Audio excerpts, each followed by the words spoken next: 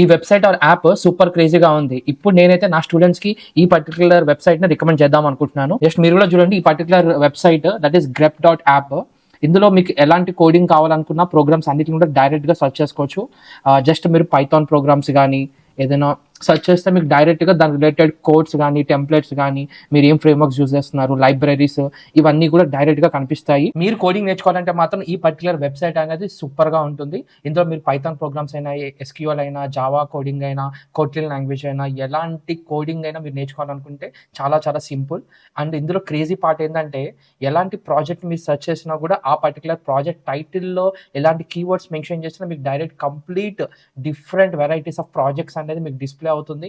మీకు కావాల్సిన particular project ని సెలెక్ట్ చేసుకొని ఆ కోడ్ మొత్తం మీరు ఎగ్జిక్యూషన్ కోసం డైరెక్ట్ గా కాపీ చేసుకోవచ్చు.